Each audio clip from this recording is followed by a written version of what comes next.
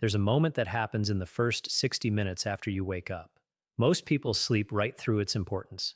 They reach for their phone, they sit at the kitchen table, they wait for coffee before they do anything else. But researchers who've spent years following tens of thousands of older adults have noticed something quiet and strange. The people who live the longest, who keep their independence the longest, who avoid the slow decline that steals so many retirements, they tend to share one small window of behavior, not a supplement, not a diet, not a gym membership. It's what they do with their body in the first hour of daylight. Today, we're going to walk through exactly what that habit is, why your body responds to it so powerfully after 60, what the actual published research says, including where scientists still disagree, and how to build it into your morning in a way that's realistic, even if you have joint pain, a slow start, or a medication schedule to work around. This isn't about becoming a different person. It's about a 10-minute shift in your morning that your circulatory system, your muscles, and your brain are quietly waiting for. Let's get into it. Here's what's actually happening inside your body between the ages of 60 and 85, whether you feel it or not. Overnight, your blood pressure naturally dips. That's healthy. It's called nocturnal dipping, and it gives your heart a rest. But the moment you wake and sit upright, your cardiovascular system has to recalibrate. In a younger body, that recalibration is fast and automatic. In an older body, it's slower. Blood vessels have lost some elasticity. The reflexes that used to snap your blood pressure back into place now take longer. This is part of why so many falls, so much dizziness, and so much of that foggy morning feeling happens specifically in the first hour after waking in people over 60. Now, here's the part that matters. A 2024 cohort study published in Diabetes Care, following more than 11,000 adults with obesity over nearly 8 years, looked specifically at when people moved during the day, not just how much. People who did moderate movement in the morning had a meaningfully lower risk of dying during the study period compared to people who stayed sedentary. Their risk of death from any cause was about a third lower. Afternoon movers did even better, and evening movers did best of all in that particular study. But morning movement still showed a real, statistically significant drop in mortality risk. Movement timing matters, and morning is a strong, accessible starting point, even if it isn't the single most powerful window, according to this one study. A separate 2024 study in the European Journal of Applied Physiology found something else. Older adults who accumulated more of their daily steps and moderate activity, specifically in the morning, had better blood lipid profiles, meaning healthier cholesterol numbers (DS) than those who were equally active but concentrated their movement in the afternoon. So we have two separate signals from two separate research teams pointing the same direction. Morning is a metabolically important window, not the only window, but a real one, and for most people over 60, it's the most realistic one because energy, joint stiffness, and motivation are often at their best a few hours after waking and before fatigue sets in later in the day. There's a second mechanism layered on top of movement. Light. Morning sunlight, even on a cloudy day, hits receptors in your eyes that reset your internal body clock, your circadian rhythm. That clock doesn't just control sleep. It controls your blood pressure rhythm, your cortisol curve, and, per several studies on chronotype and cognitive health in older adults, appears to be tied to a lower estimated risk of cognitive decline in people who maintain consistent morning-oriented activity patterns. Combine 10 minutes of morning light with 10 minutes of gentle movement, and you're addressing two systems at once: the vascular recalibration your body needs after lying down all night, and the internal clock that governs almost every hormone you rely on to feel steady. Let's make this concrete. Consider someone like a 68-year-old, recently retired, who used to spend the first hour of every day at the kitchen table with coffee and the news, sitting, mostly still, sometimes for 90 minutes before standing up for the first time. This is a composite picture, not a real person, built from the patterns researchers describe in this population, but it will likely sound familiar.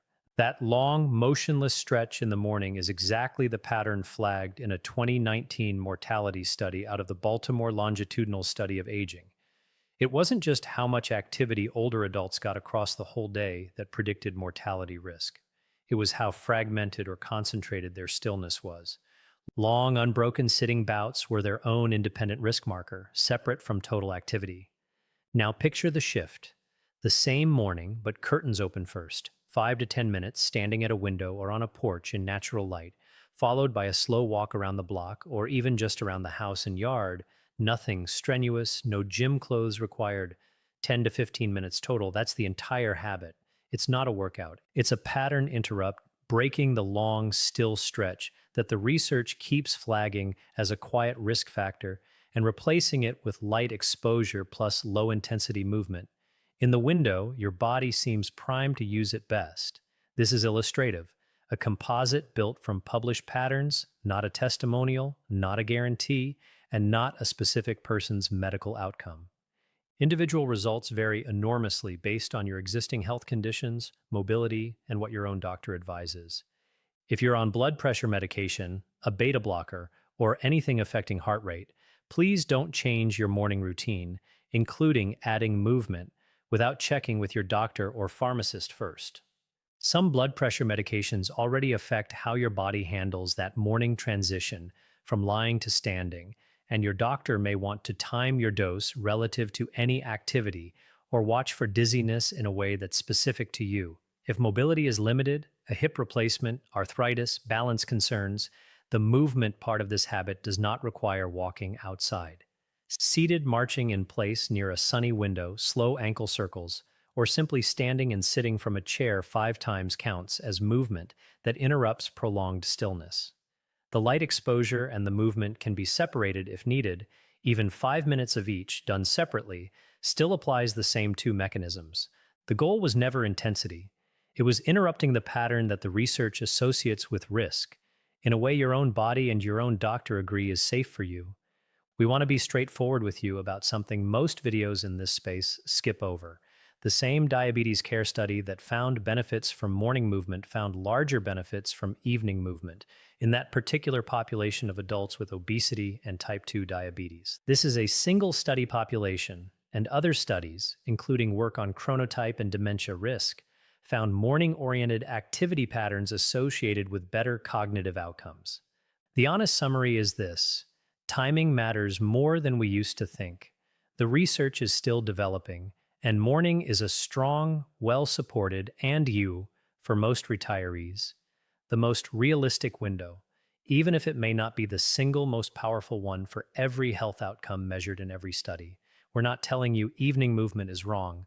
We're telling you morning is a well-evidenced place to start, particularly because it also captures the separate, independent benefit of morning light on your circadian rhythm, something an evening walk can't give you. Nothing here should be read as this habit alone adds 10 years. No single habit does that.